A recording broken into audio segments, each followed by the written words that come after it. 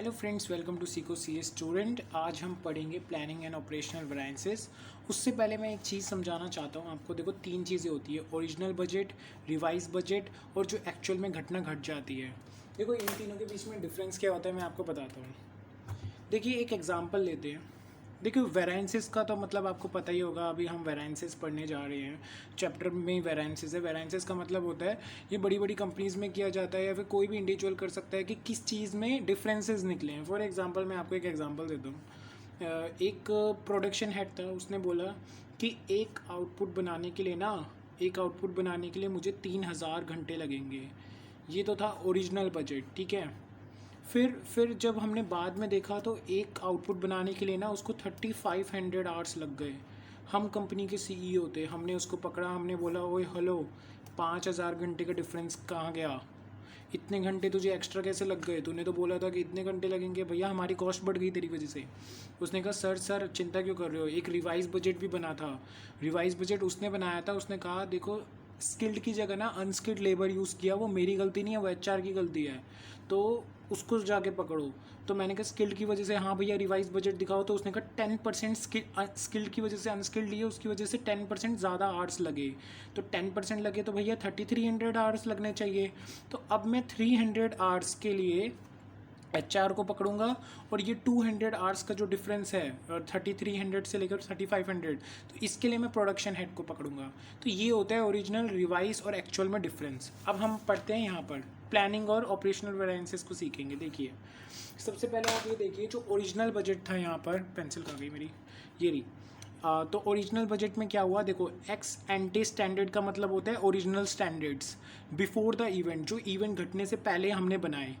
X post standard का मतलब होता है जो आपने रिवाइज किए, जो बाद में आपने बनाया कि हाँ भाई आफ्टर द इवेंट आपने बनाया कि ये होना चाहिए था। और एक्स पोस्ट, ये तो रिवाइज्ड ही हो गया, एक्स पोस्ट स्टैंडर्ड और एक्चुअल रिजल्ट, ठीक है। अब देखिए प्लानिंग वेरिएंसेस। प्लानिंग वेरिएंसेस का मतलब प्लानिंग में क्या क्या गलती हुई, तो वो आपकी होगा difference between original versus revised. Operational variances का मतलब है एक्चुअल वर्सेस योर रिवाइज्ड, ठीक है। बस इतना याद रख लेना, सबसे इम्पोर्टेंट यही है। इसके बाद मैं आपको एक फॉर्मूला दिखाता हूँ। पहले ये फॉर्मूला ही दिखा देता हूँ कि देखो, आपको मटेरियल कॉस्ट निकालने का फॉर्मूला पता होगा। Standard quantity into standard price minus actual quantity into actual price. इसको कहीं लिख लीजिए। मटेरियल यूसेज का फॉर्मूला होता है standard quantity minus actual quantity into standard price. ऐसे ही प्राइस का फॉर्मूला होता है standard price minus actual price into actual quantity. इसको कहीं लिख लीजिए, ठीक है। अब देखना ध्यान से, अब पेपर में कैसे आएगा, पेपर में बोलेगा ट्रेडिशनल वेरिएंस बताओ।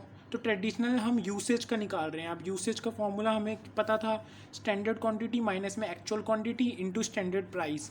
तो प्लानिंग और ऑपरेशनल भी देखना वैसे ही बनेंगे। प्लानिंग किसके बीच का डिफरेंस होता है, ओरिजिनल वर्सेस रिवाइज्ड का, ठीक है।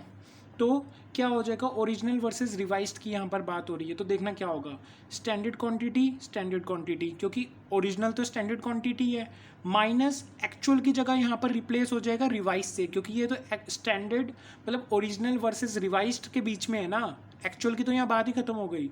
तो स्टैंडर्ड मतलब अभी हम यहाँ पर खेल रहे हैं, मैं आपको इससे दिखाता हूँ।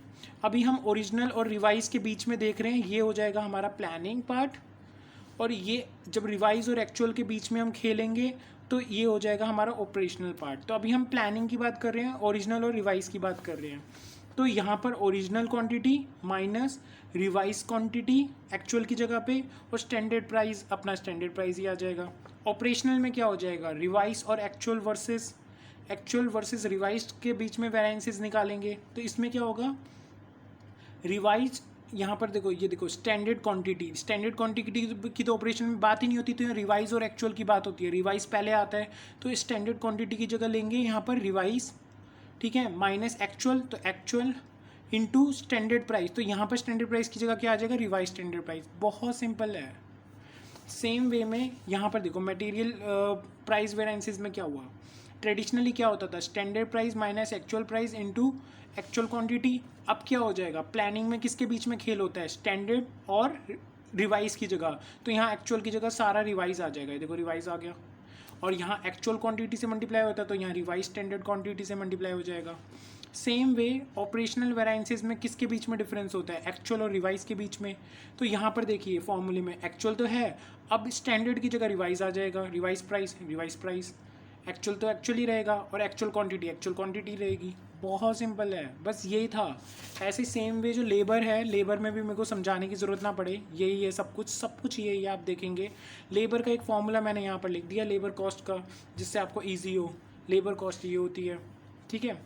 तो ये आपको इजीली ऐसे सॉल्व हो जाएगा। अगर नहीं हुआ हो फिर भी आप नीचे डाउट पूछ सकते हैं, बहुत इजी था, कुछ भी नहीं है ऑपरेशनल। और इसमें थोड़ी सी एक ट्रिक की बात थी, वो ट्रिक मैंने आपको आई होप इससे समझा दी होगी। Difference between original and revise is planning and revise and actual is that is operational. That's it.